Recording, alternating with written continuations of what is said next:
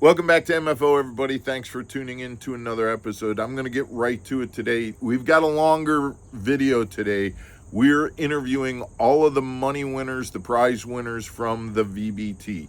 Yes, it's a long video, but I highly recommend that you listen to this. Each of these guys are going to be telling you about how they caught fish.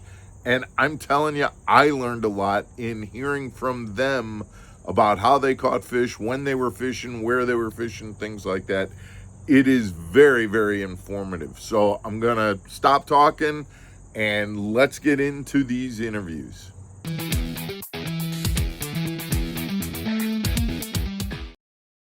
All right, so today we've got a bunch of interviews to do with the guys and gals that got prizes during the MFO VBT. And on the phone with me right now, I have Tim Barthel and Leanne Hernandez. How you doing, guys? We're doing good. Leanne, I'm going to start with you because you were the only female in the field and you were kind of consistent there catching fish, but then you had a big kind of surge right at the end where you caught your fifth fish and you ended up in fifth place with 92.25 inches. You missed third place by 1.5 inches. Nice job. Thank you. I'm new to the fishing world. This is my first contest, and I'm just very excited. I was very happy to be part of it. That's awesome. Did you have a good time? I did. Cool. Introduced me to fishing, and I've loved it ever since. Did you kind of experience that competitive part of it during it all, or were you just out there fishing and having a good time? Just out there fishing and having a good time. He always outfishes me, so I knew I was never going to really beat him. Well, you did, though. Tim had 82.25, so now again there's an asterisk on that. There was a reason. We're going to get to that, but Leanne, before I move on to Tim, how were you catching your fish? My biggest fish I caught on a grub. I use different lures, but he's my mentor, so everything that I know from him. He just kind of says, "Hey, why don't you try this? Use this." Yeah. Gotcha. What color? What color was it? It was like a transparent clear with cotton candy glitter. Oh, I love that one. Yeah. Kalen's, I think they actually call it cotton candy. Yeah, cotton candy. And where were you guys fishing? Various just neighborhood ponds, forest preserve, or park district ponds and stuff. So all bank fishing, right? All bank fishing. Nice. That's one of the things that I love about this is that it doesn't. You don't have to have a boat. You don't. I mean, the reality is that whether it's we're going to talk to Randy Crawford. He's riding his bike around different bodies of water and catching fish, or guys fishing from a kayak, or guys fishing from the bank, or whatever, and you can still get involved in this kind of stuff. That's very cool. So Tim, we gotta talk about, you got the Small Bass Award, which means that you are the recipient of that tackle pack that we got from Homebrew Tackle. Did you see the episode that I interviewed Kelly, and did you see all those baits that we've got coming your way? I did, and that was the reason why I decided not to call that fish out. Gotcha. Okay. All right. So go ahead. I'm a tackle junkie. I love all kinds of stuff, and as of late, I've been on a kick of buying small, custom baits, stuff that isn't mass produced, kind of supporting the local people that do it. So when I seen that really sparked my interest. I do believe I had that fish submitted before you even showed the prize pack. And then when you showed the prize pack, I even commented on the video. I'm like, man, that's an awesome, pack. So I was excited about that. So I intentionally kept the fish in hopes of winning that prize pack. That's awesome. That is so you had a bigger fish that you could have culled that one out. Yes, I had 3 larger fish that I never submitted. A 19 and a half, And on the very last day, I caught a 19 3/4 out of a different body of water that Leanne caught her 19 3/4 out of. So we both caught 19 3/4 on the same day. Nice. That is so. I mean, I think that, this is the first time I've ever done this. And so when it came up, when it was like coming up with the rules and, okay, big bass or little bass, and how do you do little bass? Do you make it part? I mean, I just did it. I'm not saying that I was like a genius, like, oh, this is going to build, strategies or things like that. But it really worked out in that it was so neat that was kind of a different storyline going on here, whether or not you would cull that little fish out to try and go for third place or even second place or something like that, or whether you would keep that, and whether somebody else would, keep that, would get another smaller fish in there. At one point early in the month, you were tied for little bat. There were two people that had 6 1/4. You and someone else. I don't remember who it was at this point, but they ended up culling theirs out for a bigger fish, and it's just really interesting the way the strategies all worked out. Yeah, I mean, going into it, my goal was to try and get at least one fish that was over 20 inches. I went out, we fish small pressured bodies of water, so, I had to really go into this thinking outside of the box. And so kind of learning how to throw stuff I've never thrown before. I actually caught a couple of fish that were over 20 inches about a week and a half before, and they eluded me all tournament long up until like 3 days from the end. I lost a monster on a frog, just got me down in the thick weeds and just couldn't get it out. Ended up coming off. And then on the very last day, I lost another really big one on a chatterbait. So I knew that it would take at least one or two fish over 20 inches to kind of secure a spot. So without doing that, I really just honed in on the fact of I want that awesome prize pack that Kelly sent you. Well, it's yours and it's coming, and we absolutely thank Kelly for donating that, and Homebrew Tackle for providing that. We're going to be sending that to you guys, plus a couple of Phoenix hats, one for each, or whichever hat you want, whether it's a Phoenix hat or a Mercury hat, for both of you, and we're going to be sending those out to you as well. And just one last question: are you guys up for doing this again next year if we run this thing again? Oh, absolutely. Yes, absolutely. That was pretty quick. Yes, Leanne. we had fun. Yeah. In the beginning, she was not quite getting into it or wasn't real hopeful, and then she started clicking off some bigger and bigger fish. She started getting more excited, and she actually dragged me out the last 3 days of the tournament in a row and fished hard. Come on, we gotta go. I'm in 5th place. Let's go. And like I said, the bite was getting tough. I mean, it was already pressured. We were pressuring the water really hard. Well, and a lot of guys talked about that horrific heat wave that we've had in July, and not only did it make it tough to just be fishing, but it really seemed to impact the bite as well. Yeah. I mean, we caught a lot of small fish throughout the tournament. I mean, there was a period where I caught, a lot of fish, and none of them were even close. I didn't even bother putting them on the bump board. It's like, oh, another one. That one's not going to work, and none of them were small enough to to upgrade my little one. So. Right.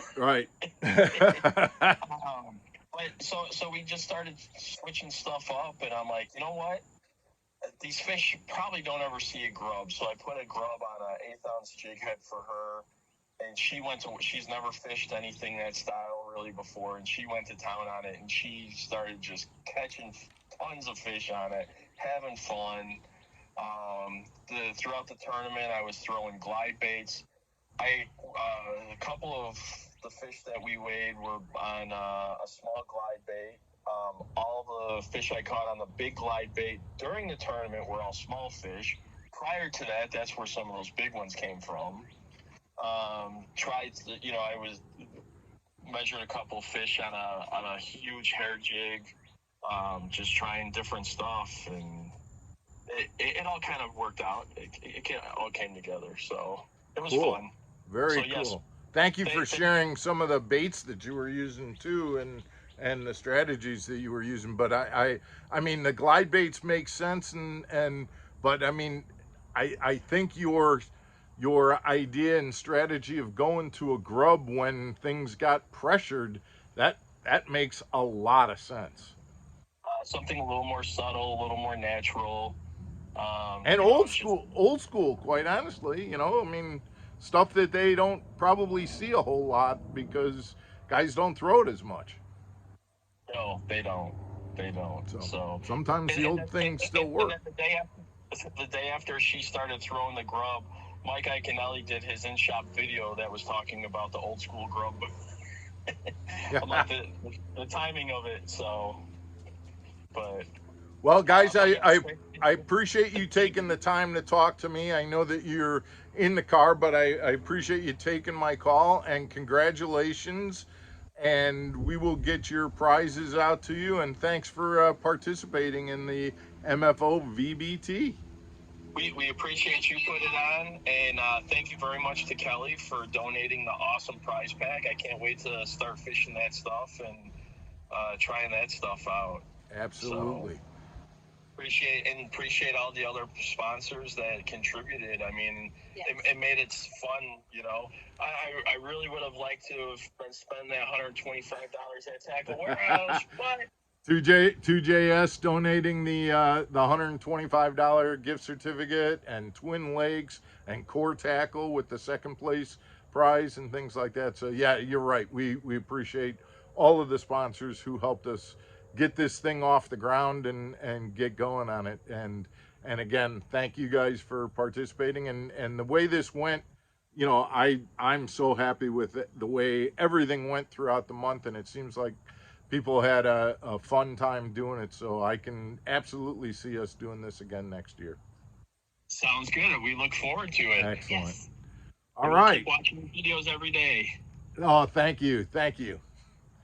Now I've got our third place winner on the phone, Tim Sheaver. Tim, you had 93 3/4 inches to come in third place on the MFO VBT. Congratulations. Thank you. So you're the winner of the $25 gift certificate to Twin Lakes Marine. Yep. As well as a Phoenix or Mercury hat, your choice. But I gotta tell you, Tim, I don't know if you know this, but you beat out Bill Felton, who came in fourth place. Bill had 93.5. You ended up taking third place by 1/4 of an inch, and you were holding on to third place pretty much all month long. I think at one point in the beginning, were you in second, was it? Yes. But you were holding on to that third place all the way. And I think, didn't you? I also think you culled up about 1/4 of an inch or so right in the last week to be able to hang on to third. Yep. So where were you doing your fishing? Loon Lake. Loon Lake. And yeah, and you had, I believe, an 18.5, just to go through some of your 18.5, and a couple of 19s, another 18.5, 18 3/4. Do you remember how? I know you were submitting a lot of fish pictures, but were any particular baits that you were using on Loon Lake? Wacky rig, drop shot, jig, creature bait, and pretty much anything that had purple or purple fleck in it. Had to have purple or purple fleck. Gotcha. And like I said, you were submitting picture, but Loon Lake, every fish that you weighed in came off of Loon Lake. Yes. Awesome. So what did you think about this thing, about the VBT? No, I'll do it again. You would? Okay, cool. Now It's fun. I mean, you only get to go. I only get to go out like once a week. Yeah. And you know, it's when you're out there, you're going, okay. First day I went out, I forgot about it. It was on July 4th. Now I caught a fish and I measured it, and it said 16. And I go, oh, I gotta turn this in. I was scrambling through the boat trying to find something that I could write your boat number on. Boat number on, yeah. So. Well, I appreciate you being in. I'm glad you had a good time. Congratulations. I know Bill Felton is, he's kind of angry right now, and he's looking at slashing your tires the next time he sees your boat trailer over on Loon Lake or doing something to sabotage you. But you know, congratulations on the victory. And I also, you kind of told me that you were very happy coming in third place to be able to get that gift certificate to Twin Lakes Marine. Yep. That you kind of had your eye on that prize.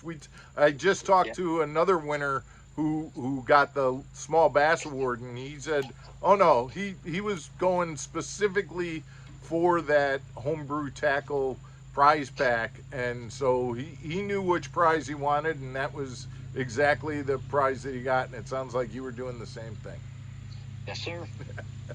All right, Tim, we appreciate you participating. We appreciate your continued support of Mark Fisher Outdoors, and we'll talk to you soon, okay? Thank you. All right, take care, buddy. Guys, I'm on the phone right now with Mark Niles. He came in second place in the VBT. How you doing, Mark? All pretty good. Hope everything's good with you. It is. Congratulations. I appreciate that. Well, so I gotta ask you. You had 99.5 inches, just right at that 100-inch mark, which it was 105 that took first place. But you were kind of in second place for most of the month here. What did you have any? I mean, tell me a little bit about what your thinking was going into the tournament, and how'd you catch your fish, and just give us some info. Well, as far as going into the tournament, I just was glad to join the thing and participate and have some fun. But as far as the fishing went, the lake I fished was Patoka Lake here in Indiana, but it gets really, really clear. So I usually use some kind of jig, which this time I used a football jig through the whole thing, with a Zoom curly tail grub trailer, green pumpkin, of course, and just picked out isolated trees and shade lines. How many during the month, how many times did you get out? Only 2. Really? Only 2 times? So I remember one of the submissions you said, man, I got out and the big ones were really, really biting. So was that the first or second time that you got out? That was the first time I got out, and that was around the full moon. Oh, okay. The full moon. Because the weekend before that, we had major thunderstorms hit down here in southern Indiana. And I could not get out because it was bad. Yeah. So that weekend was ruined for me. I couldn't go. So the following weekends when we had, it was either coming off the full moon or just the full moon. Gotcha. And I couldn't do no wrong that day. They was eating. They were eating. Nice. Yes. Well, you had a 20.5-inch fish, a couple of 19 and a quarters, 19 and 3/4, and a 20 and 3/4 inch fish. So, I mean, you had some decent sized fish, and you ended up, like I said, taking second place. And that means that in addition to a Phoenix or a Mercury hat, you're also going to be getting a gift pack from Core Tackle, valued about $50-$60 from Core Tackle. Congratulations. Man, that's awesome. I know that kind of sets you up with all sorts of different things, whether it be swim jigs or hover rigs or Ozark rigs. I mean, they're just going to do an assortment of different core tackle products. So you got that coming your way, Mark. Well, I appreciate it, and I appreciate you putting on the tournament for sure, and all the videos you put out. Well, I mean the comments and just everything that I've been hearing, the tournament was a lot of fun for a lot of guys. It it went well. I had fun watching it. I had fun, kind of watching the strategies and again, just hearing from you guys the techniques and things that you use to catch fish. So I appreciate you coming on here and sharing that information, and I'm glad that you won it, and we'll be getting those prizes out to you. All right, I appreciate it, and thank you very much. You got it, buddy. I've got the winner of the MFO VBT on the phone with me, Randy Crawford. Randy, I've dubbed you the hardest working man on the VBT. How you doing today? Well, I'm doing pretty good. There's no fishing today, so I took a day of rest. Congratulations, Randy. Yeah. You're from Northport, Florida, correct? Correct. And one of the reasons that I dubbed you the hardest working man on the VBT is what I saw from my end is you were sending pictures in pretty much all month long, and I know that you told me right off the bat you don't use a boat. You are riding your bike out and to these fishing locations. Tell us a little bit about how that works. Well, I'm primary and almost my life just been a bank fisherman, and at some point I started riding a bike, and then I incorporated a fishing, kind of routine, and then I've advanced to about a cruiser bike here about 4 years ago, I guess, and I've added fishing pole holders and a cooler, and then I enjoy riding, but I also like if you're going to be near water, shouldn't you try to fish it? So if there's water, there's probably fish, especially bass. So you're kind of taking your exercise routine in the morning and adding a little bit of fishing into it to make it a little bit more enjoyable. Yeah, I enjoy the outdoors, the birds, not just fish, but just the amount of time being outdoors. But it's a challenge, and I enjoy a challenge. Well, I let me just kind of read the stats here to let people know. Your top 5 fish, you had a 21 and a half, a 20 and a half, a 20, a 23 and a quarter. That's the big bass of the tournament as well. So not only did you win the tournament, but you also got the big bass award, and then a 19.75. Your smallest fish was a 19.75. So a total of 105 and a quarter inches to take the win on the VBT, turning in fish all month long. And there's 2 things that I want to talk to you about specifically about the way you were catching fish, and let's talk about that first. The way you were catching fish. I know you talked a lot about using a free rig. So can you kind of walk us through the setup?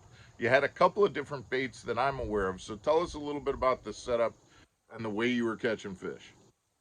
Yeah, well, this goes back a couple of years ago, actually, where I watched some of the YouTube videos, and actually Matt Steffen. And then actually how I got to watch you is he mentioned you on some things with the cord tackle, but it also watched about the free rig. So I started to incorporate it in it versus Texas rig. And I just found right off the bat that I started catching fish a lot more often, and I was catching some big ones. So then I played with the hook setup from the EWG to a worm. EWG, depending on the type of the bait, I've had success, and I play with that even with no weight. I've done, and I have better luck, I think, in the type of water I fish. Even some like a dead stick, you just throw it out and let it sink, and then give it some little twitches, and then give it real little twitches, especially for the free rig.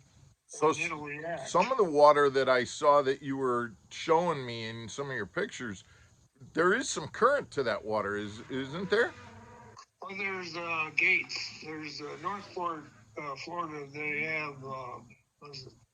I don't know how many miles, but it's like 24 different gates that you can actually go to, and it's actually used for freshwater support, but it's also flood control. But it's all fresh water. It's not brackish or salt. It eventually feeds in the Mahacky River, I believe, if I say that right. Okay. And then depending on we're in the rainy season, how much water's flowing through there during the non-rainy season, it's really not very fishable. It's just too shallow. So I don't know where these big bass go, but they're in there. And you'll catch some invasive fish too, like tilapia and other things. But I'm just mainly trying to catch the bass. All right. So what were the plastics that primarily, was it a fluke and a Cinco? Do I have that right? Number one on my list is the Zoom Super Fluke. Okay. And the color watermelon wren is ideal for tannic water, which we have a lot of tannic water. Some of it's very dark. And I've done really well using that. And it's just changing your methods to utilize it. And then I'll use the bait fish color, like just a black and white type Zoom Fluke. And then with I use bruiser baits. They're 7-inch mega sticks. I use green pumpkin and black and blue tip. Those are harder to fish because that worm is huge on the hook, and I try to almost have to use a 5/0 to get a good hook set, because I've caught some and lost some because I just don't get the hook in them. That was the bait that you caught the 23 on, right? Yes. Yeah. And I've been incorporating that in mine, but it's a tougher. It's easier to fish that fluke than it is that big old worm, just because of the hook set. And so you kind of mentioned this, but with the retrieve, when you're working the free rig, are you like, do you play around with that retrieve? Is it a dead stick kind of a thing? Are you just twitching it, or are you moving it? Tell us a little. I usually toss it out, whatever water I'm fishing, let it sink. I usually count to 10 in my head, and then I start slowly bringing it back, and then I'll play with it. But the closer I get to the bank, I'll really slow the pull and just give it real short tap, tap, tap kind of movements. And usually that's when I get clobbered. And those little movements, are they moving the weight, or just kind of or actually the weight's staying still and the bait is kind of moving as it's sliding through the weight? Yes, and then the other part of that, which I found out like a year ago, is the VMC hook with the ring. I started catching more on a regular basis because I changed to that. And I think that ring adds more movement, in your vision, how you vision stuff underwater. Of course, Wednesday night, you can probably do this on your pool and show how well that works, I suppose. I'm gonna definitely. You showed me. You sent me a picture of those hooks, and I'm gonna put that here in the video so that guys can take a look at this. And this is, quite honestly, this is one of the things about doing the VBT that I really had envisioned, and it's working out, is that the fact that you guys can give us tips that we can all learn from. So it's this. You think that this particular hook that I'm showing right now on the screen it gives that bait just a little bit more vibration on that free rig as you're kind of just gently vibrating the rod. Yeah, I think it actually pops it up, even though it's the nose of the bait or the worm is down. It's just that ring allows it to free motion either side to side. That's in my head. Like I don't have a pool like you do, but that's the way I think it works. I've kind of watched it in some clear water. I just know I get more bites, and it happens if I'm doing a worm hook. It changes, but with a worm hook, it changes how the bait is laying. Absolutely. Well, you can't argue with 105 and a quarter inches and winning a tournament on it. That's the now. I got to move on to something else here, because you mentioned during the month, you mentioned to us, and we talked about it in one of the episodes in the middle, that you were avoiding. You had some other wildlife that you had to avoid while you were out there on your morning bike ride fishing escapades. It wasn't just gators. Well, when I get off my bike, I got a helmet on, I put that down, get my poles, but I start looking around because there could be snakes, there could be there could be somebody else fishing in those spots. But I've definitely looked for gators, but I've also had some issues with birds, and we have a lot of blue herons and other type of egret, and those things will try to steal your lure or even your fish. So you got to be careful where I'm at sometimes, especially if I'm on the edge of a bank or something like that. Well, and you were also telling me about the fact when you were measuring the fish, there's another hazard that you got to pay attention to. Yeah. Well, I have to get to a spot where I can measure it, and I've got that little rollout measuring thing I bought actually for this tournament, but I really like it. But the fish, especially these bigger fish, they don't like to lay still. And I'm holding the phone, I'm using my hands shaking, I'm already sweating, and the fish is constantly bouncing.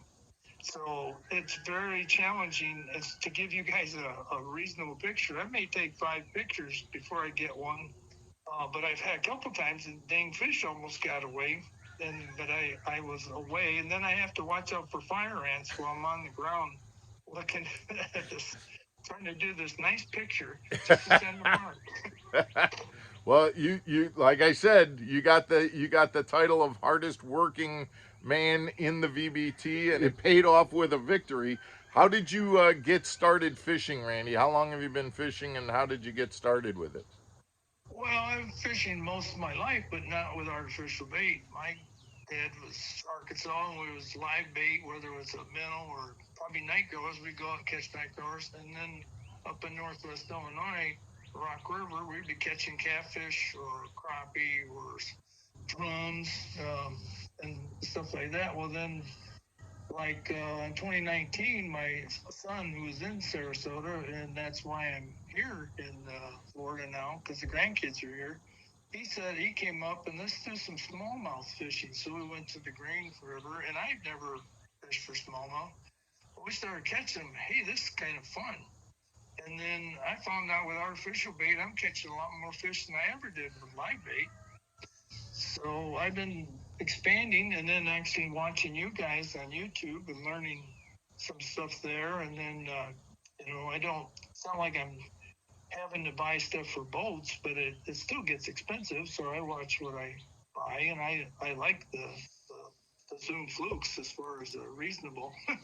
Well, I mean, you gave me a perfect lead in, because thanks to 2JS and the VBT, we're going to be sending you, let's see, it's a $125 gift certificate to Tackle Warehouse, so you can buy some new baits with that. You're also going to be getting a $25 gift certificate to Twin Lakes Marine for your Big Bass Award, and we'll be sending you out a Phoenix boat hat or a Mercury hat, whichever one you want. So you're kind of coming away with quite a few prizes there off of the MFO VBT.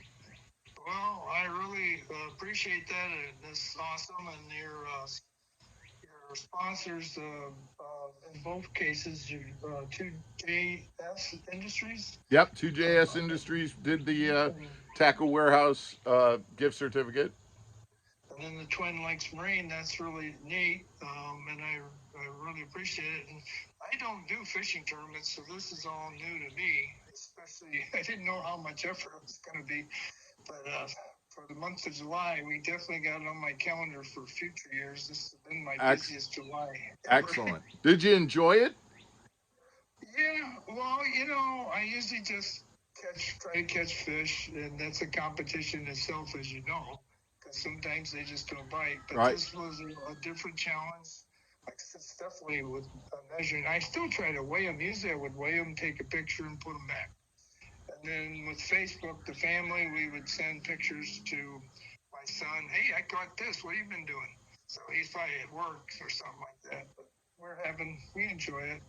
Excellent. Well, again, Randy, congratulations, and I appreciate you taking the time to talk with us today. And we're gonna, we're gonna get those prizes out to you. But I'm glad you had a good time. Congratulations on that, and thanks to everybody who participated in the VBT.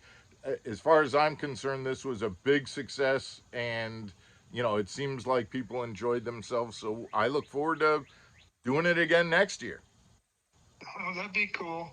I'll have to keep working on keeping in shape. I know that. All right. Thank you again, Randy. All right. Well, there you have it, guys. All of the prize winners from the VBT, the top prize winners. And like I said, I think there were some really, really good fishing tips, things that I'm going to be putting in videos in the coming months. Don't forget, if you participated in the VBT, meaning if your entry fee was paid, don't forget to email me your address so that I can get your hats out and things like that. And we will see you again tomorrow for an Underwater Wednesday episode. We'll see you then. Take care, everybody.